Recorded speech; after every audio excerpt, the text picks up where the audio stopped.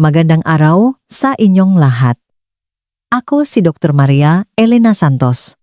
At bilang isang doktora na may 15 taon ng karanasan, natutuwa akong ibahagi sa inyo ang ating paksa ngayong araw. Ang kahalagahan ng mineral sa tubig para sa kalusugan at kalakasan ng mga lalaking lakpas 50 anyos. Kumusta sa inyong lahat at salamat sa pagbabalik sa ating channel. Ngayon, pag-usapan natin ang isang paksa na sa unang tingin ay simple lang. Pero ito ang pinakapundasyon ng inyong kalusugan. Lalo na kung kayo ay lampas na sa edad na 50. Ang pag-usapan natin ay tungkol sa tubig. Alam ko na ang inisip ninyo, Dr. Marie Elena, marami naman akong umiinom na tubig, hydrated ako. At malamang, tama kayo. Marahil sapat ang daming iniinom ninyo. Pero heto ang problema. Ang ordinaryong tubig lang ay madalas hindi sapat. Sa katunayan, para sa mga kalalakihang lampas 50 na nag-alala tungkol sa kanilang sigla, enerhiya at ang napakahalagang daloy ng dugo, ang pag-inom ng ordinaryong tubig lang ay isang malaking nasasayang na pagkakataon. Ito ay parang mayroon kang isang magarang sports car pero laging primera lang ang ginagamit mong kambyo. Hindi lang hydration ang pinag-usapan natin dito. Pinag-usapan natin ang cellular signaling, ang pagiging flexible ng ugat, at ang mismong dekuryenteng lakas ng inyong katawan. Habang tayo ay tumatanda, ang kakayahan ng ating katawan na sumipsip at gumamit ng mahalagang micronutrients ay nagbabago ng husto. Ang magabagay na epektibo para sa inyo noong kayo ay nasa 20 at 30 ay hindi na sapat ngayon. Partikular kung gustong pag-usapan ang mga mineral, ang mga digaanong napapansing bida sa ating panloop na sistema.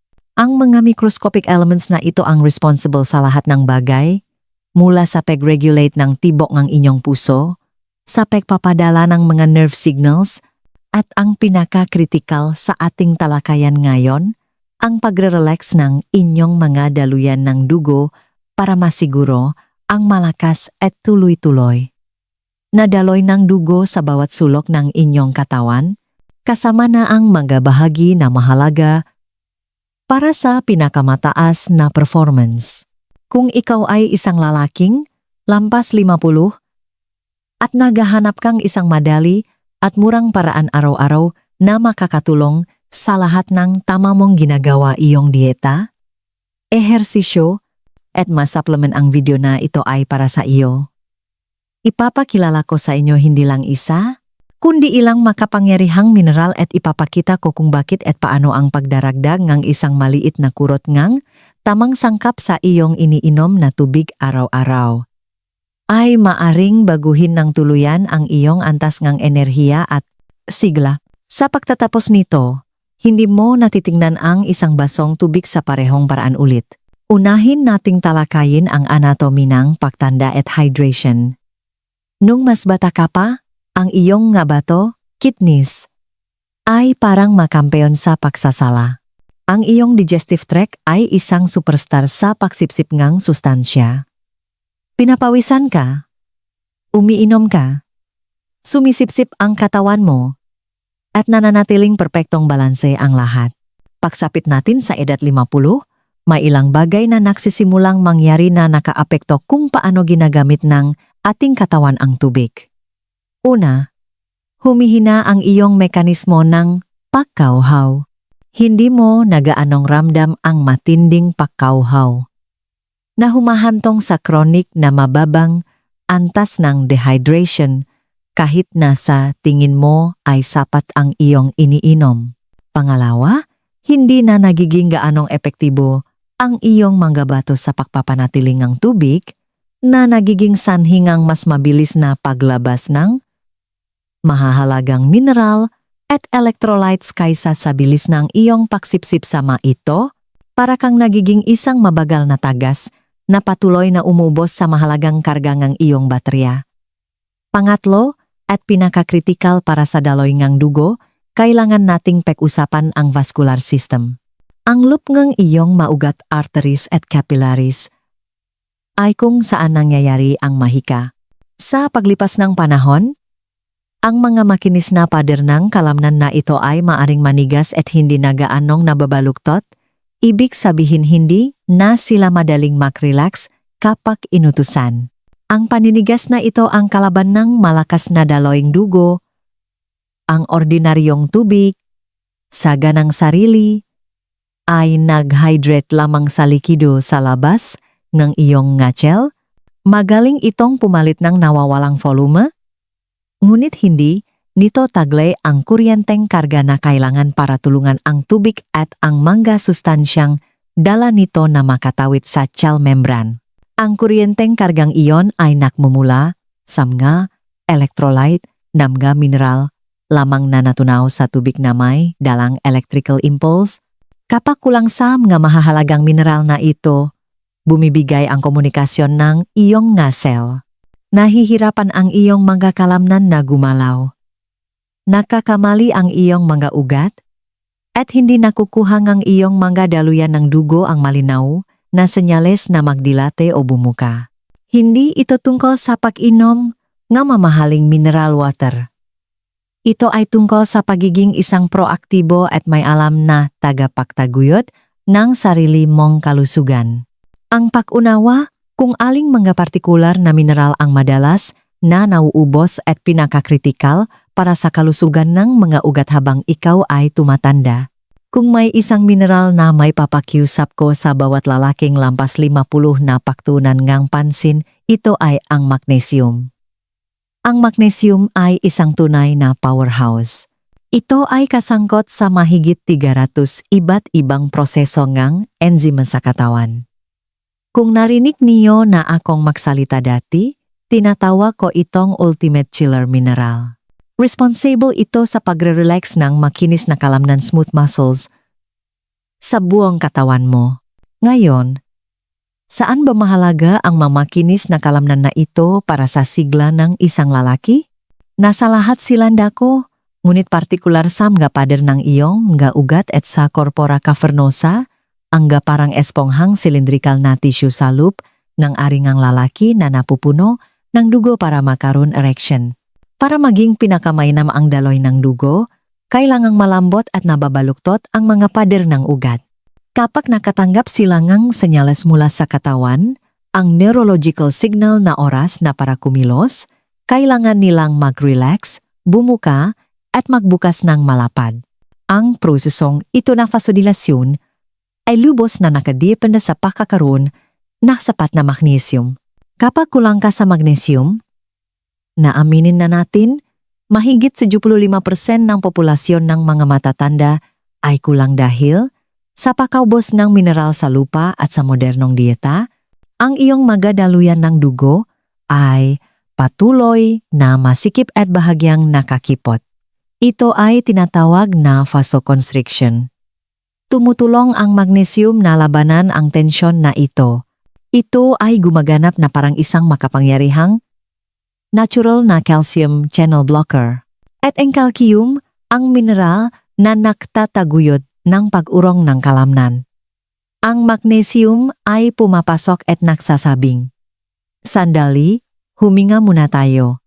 Relaxin natin ang tensyon." Ang pagdaragdang isang anyong magnesium na madaling masipsip ng katawan sa iyong tubig ay isang pambihirang paraan upang matiyak ang sistematikong pagre-relax.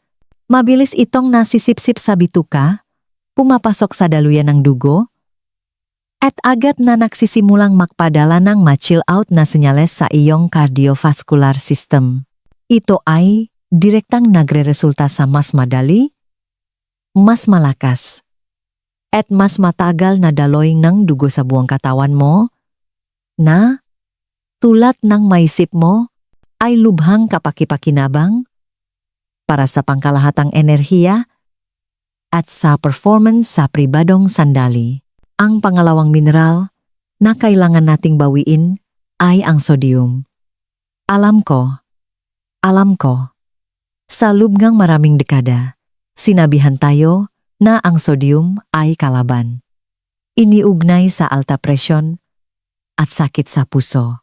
Ngunit dito, napakahalaga ng konteksto at kalidad. Ang problema ay hindi ang sodium mismo. Ang problema ay ang napakaraming dekalidad na processed table salt na matatakbuhan sa maproses na pagkain. Iyong puti at sobrang proses na asin ay tinanggalan ng halos lahat ng iba pang mineral na nagiiwan. Lamang ng isang matapang at puro na kemikal na nagdudulot ng kaguluhan sa masalang balanse ng electrolyte sa iyong katawan. Gayunpaman, ang purong unrefined sea salt o pink Himalayan salt ay isang ganap na naibang usapan. Ang maasin na ito ay hindi lang naglalaman ng sodium chloride, kundi isang buong spektrum ng matres mineral. Madalas ay nasa 84 na iba't ibang elemento, kabilang ang maliliit na halaga ng potassium, calcium, at magnesium. Ang sodium ang pangunahing tagabantay ng hydration. Ito ay napakahalaga para mapanatili ang tamang balanse ng likido sa loob at labas ng iyong muscle. Kung walang sapat na sodium, nahihirapan ang iyong katawan na panatilihin ang tubig na iyong iniinom, ibig sabihin, patuloy kang iinom ng marami at ilalabas mo lang din ito. Ito ay humahantong sa pakiramdam na pelaging nauho sa kabilang pag-inom na galon-galon na tubig. Bukod pa rito, ang sodium ay may malakas na pakikipagtulungan sa potassium para patakbuhin ang sodium-potassium pump na siyang mekanismo na nagpapagana sa halos lahat ng aktibidad ng cell, kabilang ang nerve conduction at muscle contraction. Ang pagkakaroon ng sapat na dekalidad na sodium sa iyong tubig ay nagsisiguro na ang tubig na iyong iniinom ay talagang hinihila papasok sa mga cell kung saan ito nararapat, na humahantong sa mas mahusay na cellular hydration, mas magandang nerve response, at mas epektibong paggana ng kalamnan. Ang isang maliit na kurot ng dekalidad na unrefined salt sa isang malaking basong tubig, lalo na sa umaga, ay isang ganap na naibang nutrisyonal na bagay kumpara sa puro na asin na matatakpuan sa isang supot ng chichirya. Ang simpleng karaktahang ito ay maring lubos na mapabuti ang iyong hydrasyon na siya namang nak-optimize na volume na iyong dugo na ginagawang mas madali para sa iyong puso na makpam at para sa iyong magadaluyan ng dugo na makahatid ng oksigen kung saan ito pinakakailangan, kung ang magnesium ang chiller at ang sodium ang tagabantay. Ang potassium naman ang panimbang. Ang potassium ang pangatlong paang upuan ng electrolyte at ang pangunahing trabaho nito ay tiyakin ang tamang pagpapadala ng senyales ng nga cell, lalo na sa kalamnan ng puso at sa buong sistema ng nga ugat. Habang pinaparelax ng magnesium ang nga ugat, ang potassium ay nakikipagtulungan ng malapit sa sodium upang mapanatili ang mahalagang electrical gradient sa mga cell membrane. Higit sa lahat, ang potassium ay may dokumentadong papel sa pamamahala ng presyon ng dugo. Tinutulungan nito ang iyong katawan na ilabas ang labis na sodium na maaring maging kapaki-pakinabang para sa mga kalalakihan na mayroon ng mataas na presyon ng dugo o kung saan ang kanilang dieta ay nakahilig sa mga pagkaing proseso na karaniwan sa Pilipinas. Ang balanse sa pagitan ng sodium at potassium ay isang manipis na linya. At sa modernong dieta, karamihan sa matao ay kumakonsumo ng sobrang daming processed sodium mula sa madelata, instant noodles, at maalat na sasawan, at napaka-counting potassium na sagana sa masariwang prutas at gulay, tulad ng saging, kamote, at malunggay. Kapag pinag-usapan natin ang pagpapabuting daloyng dugo, pinag-usapan natin ang paglikang isang maayos na balanse. Kailangan mong sapat na dekalidad na sodium para hilahin ang tubig papasok sa mga cell.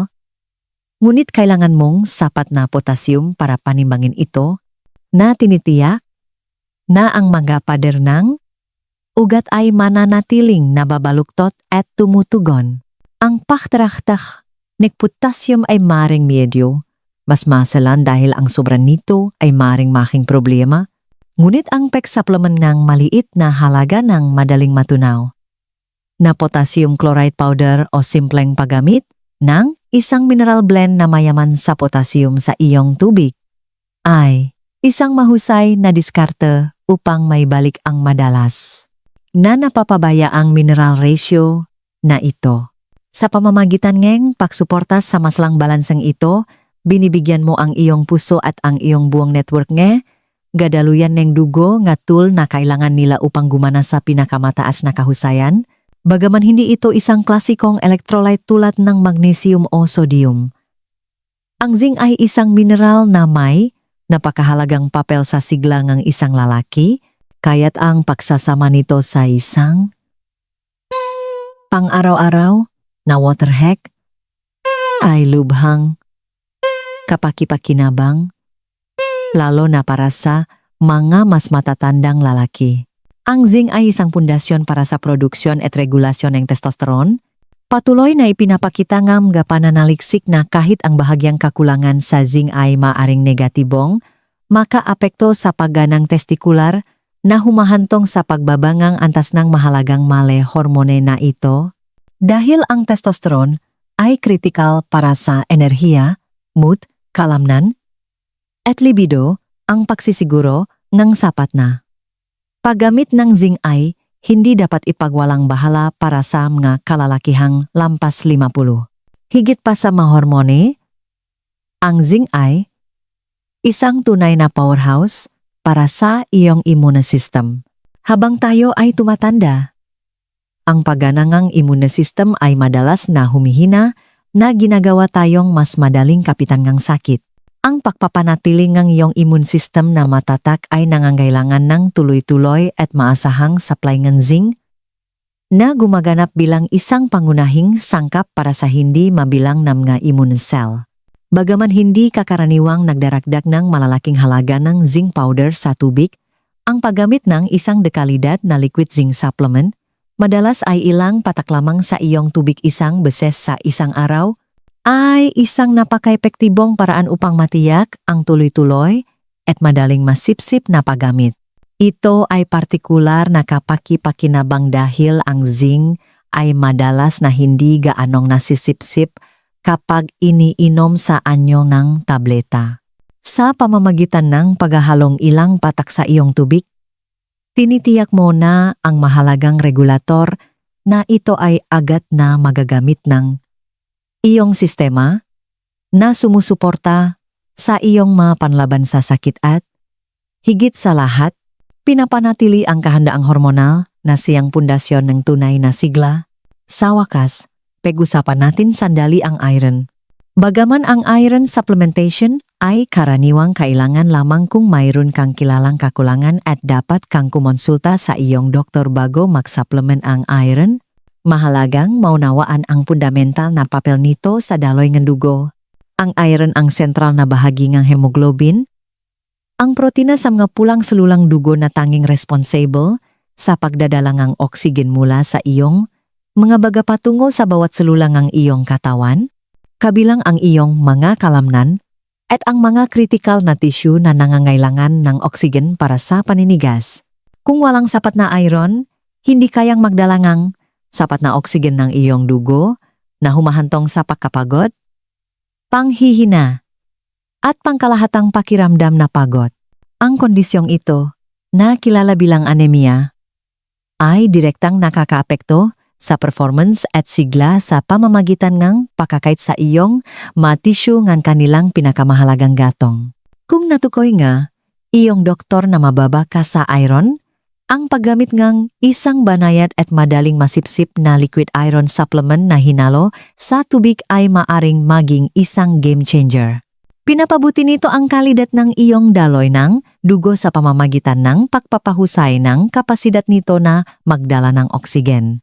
Tandaan, ang malakas na daloy ng dugo ay hindi lamang tungkol sa dami, ito ay tungkol sa kalidad ng kargamento na inihahatid. Ang pinakalayunin sa likod ng mga rekomendasyong ito ay upang itaguyot ang pagiging pare-pareho. Hindi upang magdagdang hindi kinakailangang pagiging komplikado sa iyong abalang araw. Hindi mo dapat maramdaman na obligado kang idagdag ang bawat isa sa mamahahalagang mineral na ito sa bawat baso ang tubig sa tuwing inom ka. Ang pinaka-epektibong diskarte ay isang nakatarget na pamamaraan upang paikot-ikotin ang nga suplement na ito at direktang tugunan ang nga partikular na kakulangan sa mineral na pinakamay kaunayan sa iyong kasalukuyang pamumuhay at mga layunin sa kalusugan.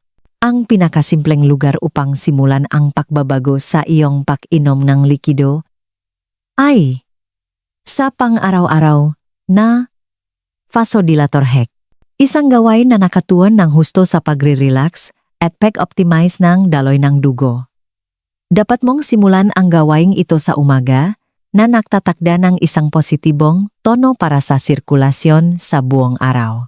Sa isang malaking baso o isang portable na boteng tubig, pipili kang isa sa dalawang pagpipilian. Ang una ay ang pagdarakda ng isang madaling mahanap na anyo ngang magnesium powder.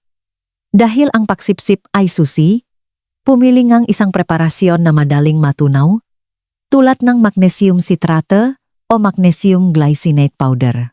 Magsimula sa isang katamtamang dosis, marahil ay kalahati ngang isang regular na kutsarita, o mahigpit na sundin ang iminungkahing pang-araw-araw na serving na makikita sa packaging na tinitiyak na ang powder ay ganap na natunaw sa tubig bago inumin.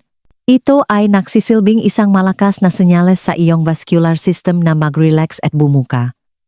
Bilang alternatibo, maari mong mas gusto ang salt hack na siyang pinakasimple at fundamental na solusyon. Kung pipiliin mo ang landas na ito, maglagay lamang ng isang maliit na kurot ng dekalidad na unrefined sea salt. At kapag sinabi kong maliit, ang ibig kong sabihin ay isang dami na halos hindi kayang takpan ang dulo ng iyong kalingkingan. Nagbibigay ito ngang mahahalagang whole-spectrum electrolytes upang mapahusay ang cellular hydration mula pa lamang sa simula ng iyong araw. Pagkatapos ngang pang-araw-araw na pagre-relax, titingnan natin ang hormone at immune boost, isang diskarte na partikular na nakatuon sa mas malalim na sistematikong regulasyon. Upang matiya na natatanggap mo ang mga mahahalagang tres mineral na ito, gawin itong isang punto na isama ang hakbang na ito isang beses sa isang araw.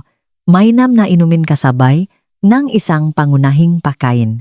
Dito, ang rekomendasyon ay ma-zinc drops gamit ang isang liquid zinc supplement. Ang pagdarakda, ang inirekomendang serving ng likidong ito ng direkta sa isang baso ng tubig ay isang mahusay na paraan dahil malaki ang naiwasan nitong problema sa mahinang pagsipsip at pangangasim ng tiyan na kung minsan ay problema sa mga tradisyonal na zinc tablets. Ang simpleng liquid delivery na ito ay ginagarantiyahan na ang iyong nga mahalagang panlaban sa sakit at kahandaang hormonal ay maasahang sinusuportahan sa buong araw. Sa wakas, tinutugunan natin ang blood pressure balancer na nakatuon sa muling pag-calibrate ng critical na electrolyte ratio sa iyong katawan. Kung ang iyong nutrisyonal na paggamit na mga sariwang prutas at gulay ay hindi gaanong sapat o kung ikaw ay palaging napakaaktibo na nakikibahagi sa ehersisyo na nagdudulot ng matinding pagpapawis, kailangan mong bigyang pansin ang iyong nga antas ng potassium. Para dito, maganap ngang isang potassium-rich blend. Partikular na isang electrolyte powder na maingat na binuo upang maging mababa sa asukal ngunit may malaki at matatag na nilalaman ng potassium. Ang isang iminungkahing gawain ay magdakdang ngumigit kumulang kalahating scoop ng powder na ito sa iyong tubig na iniinom habang ginagawa ang aktibidad o kaagad pagkatapos ng iyong workout upang mapalitan ang nga nawala at makatulong sa mabilis na pagaling. Sa pamamagitan nga, pagtatalaga sa pagawangang malilit ngunit lubos na maingat na pagsasayos na ito sa iyong karaniwang routine sa pag-inom ng tubig. Epektibo mong binabago ang iyong gawin mula sa simpleng hydration lamang patungo sa isang makapangyarihang estado M, functional hydration. Hindi ka na lamang basta nagpupuno ng iyong tangke. Sadya kang lumilikha ng isang dekuryenteng kargado at siksik sa sustansya na likido na agad na makikilala at magagamit ng iyong nga sel. Nagpapadala ito ng malinaw at makapangyarihang mga biochemical signal sa buong network ng iyong mga daluyangang dugo na nag-udyok sa kanila na mag-relax, magbukas ng lubusan, at sa gayon ay magatid ng pinakamataas na performance enhancing na daloy ng dugo sa bawat kinakailangang tissue. Hindi na ito basta tubig lamang. Ito ay tunay na nagiging isang likidong mineral supplement na dalubhasang iniakma upang matugunan ang mga natatangi at nagbabagong pangangailangan ng katawan kapag lumampas na ito sa 50 taong gulang na threshold.